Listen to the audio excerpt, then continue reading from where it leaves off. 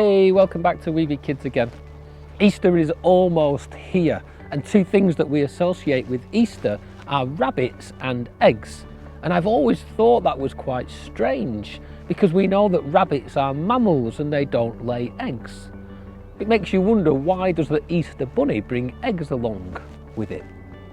Well, I'm hoping that in today's story I can shed a little bit of light on it for you. Today's story is an old folk tale, and it is called Ostara and the White Hare. Now, Ostara is the goddess of the dawn. She has long, beautiful red hair. She wears a green cloak and has pale white skin. And throughout the summer and the autumn and the winter, Ostara sleeps in the earth. But while she is sleeping, there is one creature that she relies on to keep a watch for her above ground. And this creature has strong back legs, watchful eyes, a twitchy nose and long whiskers, and very, very long ears. And that creature is the hare. And as the sun hangs in the sky a little bit longer, the hare begins its dance on top of the earth. And as it dances on top of the earth, the drumming sound that it makes wakes Ostara. And when she emerges, she brings with her the spring. But sometimes Ostara can be a little bit lazy. Sometimes she likes to lie in and let the winter go ahead. We've all known those winters that seem to go on and on and on. Well, Ostara was having one of those years. She'd lay in, the sun had come up longer in the sky, the hares had been drumming, but she hadn't woken. Eventually, when she did awake, she looked across the lands and they were covered with snow and ice. She knew she had a big task ahead of her, and as she was readying herself, she noticed at the foot of a spruce tree a small little creature. She went on over, and as she looked, face down in the snow, there was a hen sparrow, completely motionless. She looked at it, and she could see that it had come out too early and had likely died from hunger and exposure. But she reached down and she lifted the sparrow up in her hands, and she looked carefully. But as she looked, she noticed that in its breast there was the faintest of movement. It was still alive.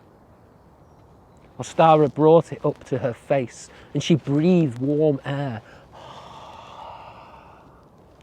onto the sparrow. And as she did, she noticed the sparrow's eye began to flicker. Its wings slowly, gently moved. And what had been a faint movement in her breast became stronger. Ostara breathed on the sparrow again. And as she breathed her warm air into the sparrow got stronger and stronger. The sparrow hopped up and sat on Ostara's finger and began to sing a beautiful song. And as it sang this song, the warm wind of the south began to blow. Ostara placed the sparrow on her shoulder, and together they walked the land. And as they walked the land, behind them the snow melted and the flowers bloomed. The southern wind blew and the trees budded. And the sparrow stayed there on Ostara's shoulder all of that year, and the next year, and the next year, and the next decade, and the next century, and on and on and on. Ostara and the sparrow were inseparable. They went everywhere together. And one year, Ostara and the sparrow were walking the land, when off in the distance, in the long grass, Ostara spotted two big ears sticking up. Ostara looked, and she realised it was a hare, but this hare seemed different to all the other hares. You see, hares are often skittish and flighty. But not this one. This one sat up bold in the middle of the field. Ostara got closer and closer, and where hares normally would bow to her, this one refused, and it stood very, very confident. And Ostara got closer and closer, and as she got within a few feet of the hare, she noticed something change. She noticed that the eyes of the hare moved from her to the sparrow, and as they did, the hare's eyes changed. The hare's eyes became filled with love, and the hare began to dance. This was a dance like no other before.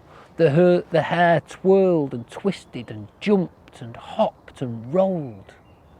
And Ostara watched in amusement, and she chuckled to herself to see this loving dance of the hare. And Ostara looked down to the sparrow to share her amusement. But when she did, she was shocked, because in the sparrow's eyes was the same look that she had moments earlier seen in the eyes of the hare. The sparrow fluttered down from Ostara's shoulder and sat in front of the hare, and together they longingly looked at each other. And then the sparrow began to sing a new song, a song that Ostara had never heard before, a song of deep and true love. Now Ostara felt a wave of jealousy come over her, but she knew that the right thing to do was to give them her blessing, and to give them her blessing in only the way that she could. Ostara bowed down in front of the sparrow, and she placed a single kiss on the head of the sparrow. And as her lips touched the feathers, something magical happened. A blizzard of white feathers began to fill the air, and they swirled around where the sparrow sat.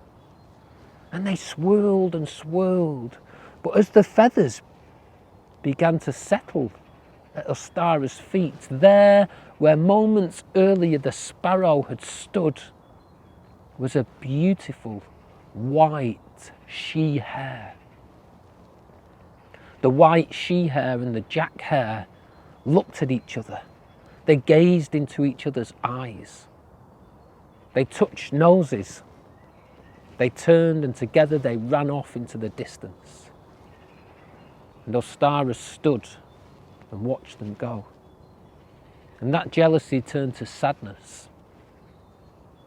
And Ostara turned and she walked in the opposite direction. And she went to her resting place, and there she lay and slept. And as the summer and the autumn and the winter passed, Ostara stayed beneath the ground. But as the spring came and the hares began to drum, Ostara woke, and she looked around, and she noticed that in her heart that sadness remained. Her friend the sparrow was gone. She didn't know if she could walk the land on her own, but she began with a single step. But then that sadness also became grief and sorrow. And as she walked, she bowed her head, and behind her the trees didn't bloom, the flowers didn't return, and the wind didn't blow. The colours of winter remained. And Ostara walked, head bowed, not noticing anything about the land, almost still in a deep sleep. And she'd walk for days and days, and it wasn't until she stumbled over a group of hares that she awoke. And she looked around, and she was amazed at what she saw. As far as she could see into the distance, every single field was filled with thousands and thousands of hares. as if every single hare on the land had come to this place. And when she looked closely, all of the hares were dancing in huge circles. One circle inside the next, and each circle was interlocked. And they danced, and they spun, and they twirled. And Ostara watched in amazement. And when the hares saw Ostara, they rearranged themselves into a huge avenue that led into the centre of the main circle. And Ostara began to walk down this avenue. And as she did, every single hare bowed its head down to her until she arrived in the centre of the circle. And there in the centre of the circle were the two hares that she had seen the year before, the Jack Hare and the white she hare. And Ostara looked at them, but then she noticed something just beyond them. A scattering of twigs and mud and moss and grass and feathers.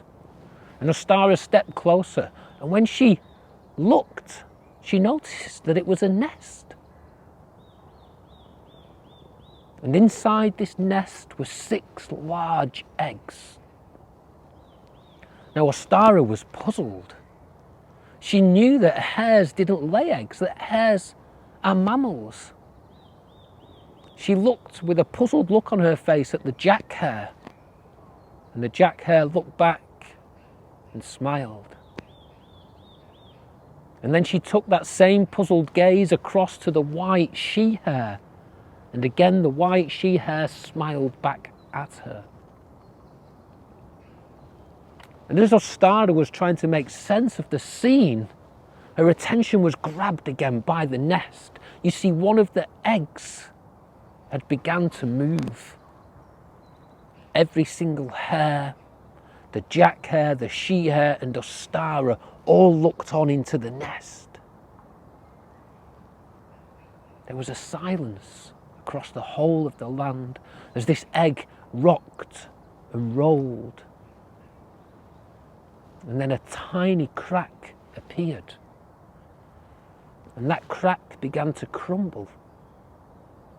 And as it crumbled, the top part of the egg fell away. And Ostara looked. And as she looked, there, inside the egg,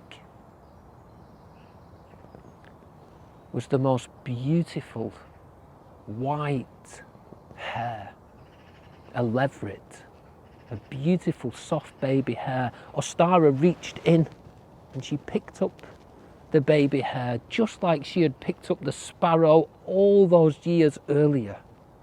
She held it up to her face and the soft fur of the hare touched her skin. And she held that hare to her heart. And as she did, the grief and the sorrow and the sadness melted away. Ostara's face got a huge smile. She looked around at the hares and it seemed like every single hare was smiling back at her. She placed the white hare at the feet of the she hare. She turned and with her beautiful green cloak she swirled and she swirled and she danced off into the distance, and as she danced every single hare behind danced with her. There was music as their feet drummed on the earth, and behind them a trail of beautiful flowers bloomed. The warm southerly wind blew. The trees budded. Spring returned and all was well. So I hope you enjoyed that story. It's a beautiful story of love and kindness, and generosity and forgiveness. There's so many different things that we can take from that beautiful old story. It also helps us understand the relationship between the Easter bunny and the eggs, and this story as well. But this is a very, very old story and people have often forgotten it. So now that I have shared it with you, my only ask is that you share it with others too, so that next year when we see the bunnies and the eggs begin to appear, we all remember the kindness of Ostara. So thanks for stopping by at We Be Kids, and we hope to see you again sometime soon. Bye.